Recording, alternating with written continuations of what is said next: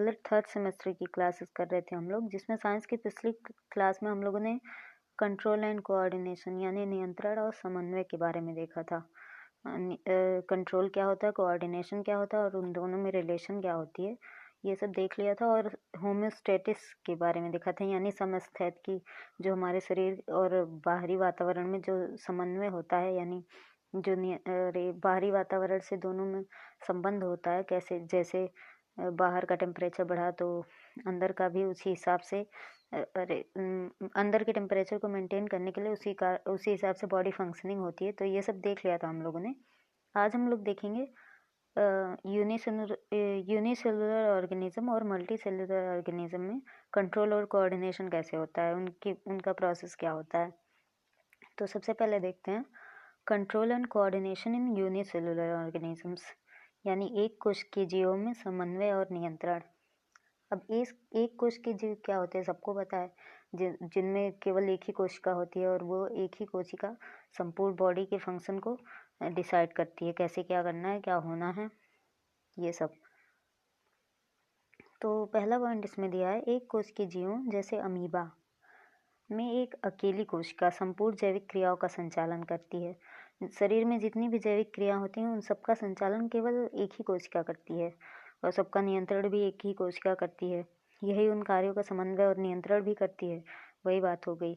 अगला पॉइंट है उन एक कोश के जीवों में जिनमें अंगक यानी ऑर्गेनल्स होते हैं थोड़ी समन्वय की ज़रूरत होती है, जो कोशिका खुद ही कर लेती है। जैसे कुछ कुछ एक कोश के जीव होते हैं जिनमें मतलब एक ही कोशिका में अलग अलग ऑर्गेनल्स डिवाइड होते हैं, तो उसमें थोड़ी सी मतलब कोऑर्डिनेशन की ज़रूरत पड़ती है, तो वो कोशिका अपना स्वयं ही कर लेती है। उसके लिए मतलब किसी और जैसे हम लोगों में है, इंसानों में है तो बहुकोशिकीय हैं, तो हमें माइंड की आवश्यकता होती है सारी चीज़ों को कंट्रोल करने के लिए और कोऑर्डिनेट करने के लिए। तो वो उनमें जो होता है एक कोशिकीय जीव में, वो अपना कोशिका स्वयं ही कर लेती है। आगे है control and coordination in multi cellular organism, यानी बहुकोशिकीय जीवों में समन्वय और नियंत्रण। इनमें क्या होता है कि बहुकोशिकीय जीवों जैसे स्तनधारी यानी मैमल्स जो होते हैं, उनमें भिन्न भिन्न कार्यों के संचालन के लिए अलग अलग अंग और अंग तंत्र होते हैं। अंग और अंग तंत्र ऑर्गन्स और ऑर्गन सिस्टम होते हैं जो आपसी तालमेल में कार्य करते हैं। ये सब आपस में कोऑर्डिनेट होते हैं, एक दूसरे पर डिपेंड होते हैं। जैसे एक काम करेगा, जैसे हम लोग लास्ट क्लास में एग्जांपल देखे थे कि जब हम लोग भोजन देखते हैं तो फिर अरे नाक में स्मेल जाती है पहले, फिर मुंह से लार आने लगता है, फिर हम लोग खाना खाते हैं हाथ की मदद से, फिर दांत वगैरह, ये सब आगे प्रोसेस देखा था हम लोगों ने एग्जांपल में। वही होता है कि एक दूसरे ऑर्गन आपस में कोऑर्डिनेटेड होते हैं। अगला पॉइंट है बहुकोशिकीय जीवों में समन्वय और नियंत्रण की भूमिका दो तरह से संपन्न होती है, एक केमिकल और एक नर्वस सिस्टम द्वारा। एक केमिकल सिस्टम यानी रासायनिक, जो जैसे खाने के सिस्टम में क्या हुआ था, एंजाइम वगैरह निकले थे तो वो केमिकल सिस्टम हो गया था, और फिर कौन सा एंजाइम कितना निकलेगा, कहाँ कौन सा प्रोसेस होगा, ये सब नर्वस सिस्टम यानी माइंड डिसाइड करता है। आगे का जो पॉइंट है वो है कि पादपों में तंत्र की अनुपस्थिति के कारण समन्वय और नियंत्रण केवल रासायनिक होता है। जैसे पौधे भी होते हैं वो सब भी मल्टी सेलुलर होते हैं, तो उनमें तंत्र यानी नर्वस सिस्टम नहीं होता है, वो अनुपस्थित होता। अगर नर्वस सिस्टम होता भाई तो वो अपना सारी प्रक्रिया खुद ही संचालित करते, वो सब भी हम लोगों की तरह चलते इधर उधर घूमते फिरते। तो इनमें केवल केमिकल कोऑर्डिनेशन होता है, मतलब केवल रासायनिक नियंत्रण, केमिकल कंट्रोल होता है। नर्वस सिस्टम वाला कंट्रोलिंग पावर उनके पास नहीं होता है, क्योंकि नर्वस सिस्टम ही नहीं होता है तो कंट्रोलिंग पावर कहाँ से रहेगा।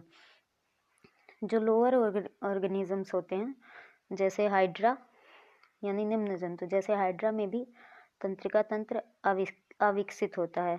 जो लोअर ऑर्गेनिज्म होते हैं उनमें भी नर्वस सिस्टम उतना डेवलप नहीं होता है, बहुत लो लेवल का नर्वस सिस्टम होता है, तो उनमें भी अपना जो सेल्स होते हैं, केमिकल्स होते हैं, उन्हीं के माध्यम से सारी चीज़ें नियंत्रित होती हैं। केवल उच्च जंतुओं में ही तंत्रिकीय समन्वयन एवं नियंत्रण हेतु सुस्पष्ट और विकसित तंत्र का तंत्र होता है। जो हायर ऑर्गेनिज्म यानी उच्च जंतु हैं, जो उनमें ही केवल मतलब जो नर्वस सिस्टम है वो अच्छे से डेवलप होता है, और उन्हीं के माध्यम से ही पूरा जो कंट्रोल और कोऑर्डिनेशन का सिस्टम चलता है वो नर्वस सिस्टम द्वारा ही कंट्रोल होता है। अब ये तो हो गया यूनिसेलुलर और मल्टी सेलुलर में कंट्रोल और कोऑर्डिनेशन कैसे होता है। आगे हम लोग अगला टॉपिक पढ़ते हैं जिसमें है कि जो केमिकल कंट्रोल और कोऑर्डिनेशन होता है वो कैसे होता है। पौधों में पहले देखेंगे कैसे होता है, फिर उसके बाद जंतुओं में कैसे होता है, ये सब देखेंगे। तो सबसे पहले ये इस चीज़ को समझने के लिए हम लोग देखते हैं कि हार्मोन्स क्या होते हैं। इस पूरे प्रोसेस को मतलब रासायनिक प्रक्रिया को समझने के लिए हम लोगों को ये जानना ज़रूरी है कि हार्मोन्स क्या होते हैं, इनकी विशेषताएं क्या होती हैं, ये कहाँ से कैसे रिलीज होते हैं, ये सब देखेंगे। तो देखते हैं हार्मोन क्या होता है।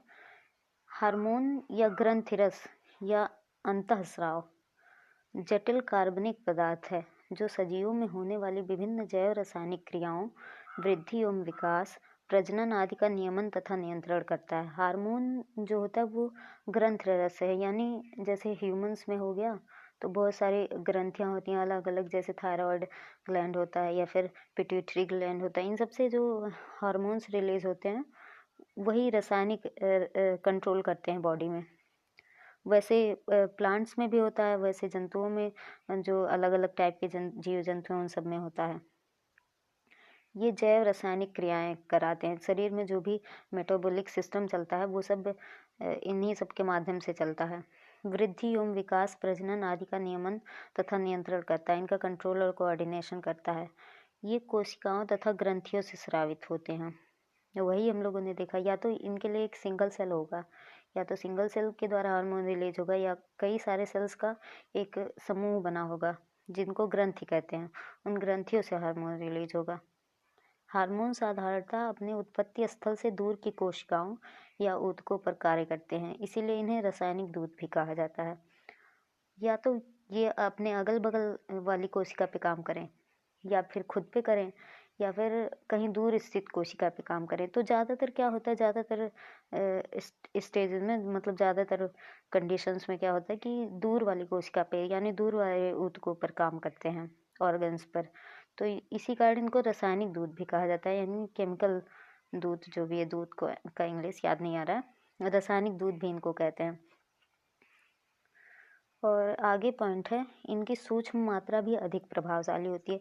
अगर ये थोड़ी सी भी मात्रा में रिलीज हो गए तो भी बहुत प्रभावशाली होते हैं। ऐसा नहीं है कि अगर थोड़ी सी मात्रा में हुए तो मतलब थोड़ी सी मात्रा का कहने का मतलब है जो इनकी मिनिमम क्वांटिटी होती है वो भी बॉडी में बहुत अधिक प्रभावशाली होती है। इन्हें शरीर में अधिक समय तक संचित नहीं रखा जा सकता है, अतः कार्य समाप्ति के बाद ये नष्ट हो जाते हैं एवं उत्सर्जन के द्वारा शरीर से बाहर निकाल दिए जाते हैं। ऐसा है कि इन्हें मतलब बॉडी में, किसी भी बॉडी में, प्लांट बॉडी हो, ह्यूमन बॉडी हो, या फिर कोई अन्य जीव की बॉडी हो, ज़्यादा देर तक इनको रखा नहीं जाता है। संचित मतलब इनको स्टोर करने की कोई व्यवस्था नहीं होती है। तो जैसे इनका काम खत्म होता है, ये उत्सर्जन यानी मतलब जो मल मूत्र जो भी है इन सब की प्रक्रिया द्वारा बाहर निकाल दिया जाता है। हार्मोन की कमी एवं अधिकता दोनों ही सजीव में व्यवधान उत्पन्न करती है। अगर इनकी कमी हो गई तो भी दिक्कत होगी, ज़्यादा हो गया तो भी दिक्कत होता है।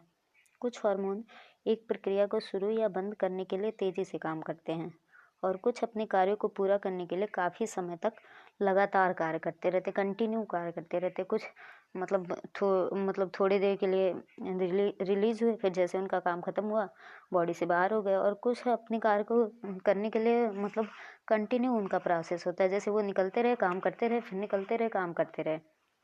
और कुछ होते हैं थोड़ा सा काम रहा, निकले अभी काम किया और बाहर चले गए शरीर से।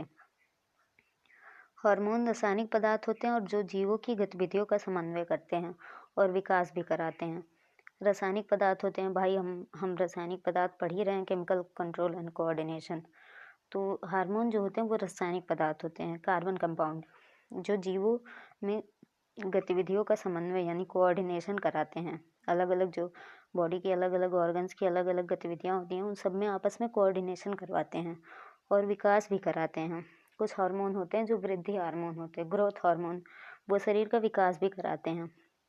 वे अंतःस्रावी ग्रंथियों के माध्यम से हमारे शरीर में विशेष ऊतकों द्वारा स्रावित होते हैं। पहले ही हम लोगों ने पढ़ा ही, अंतःस्रावी ग्रंथियाँ जो ग्रंथियाँ होती हैं उन सब के माध्यम से हमारे शरीर में स्रावित होते हैं और अपना कार्य करते हैं। फिर जैसे उनका काम खत्म होता है वो बॉडी से बाहर निकाल दिए जाते हैं। विभिन्न हार्मोन्स का शरीर के आकार पर अलग अलग प्रभाव होता है। भाई अलग अलग हार्मोन है तो उनका अपना अलग अलग काम होगा, अलग अलग प्रभाव होगा। तो ये तो केमिकल कंट्रोल और कोऑर्डिनेशन में हम लोगों ने हार्मोन्स के बारे में देख लिया। आगे हम लोग अगली क्लासेस में पौधों और जंतुओं में अलग अलग हार्मोन्स के बारे में देखेंगे।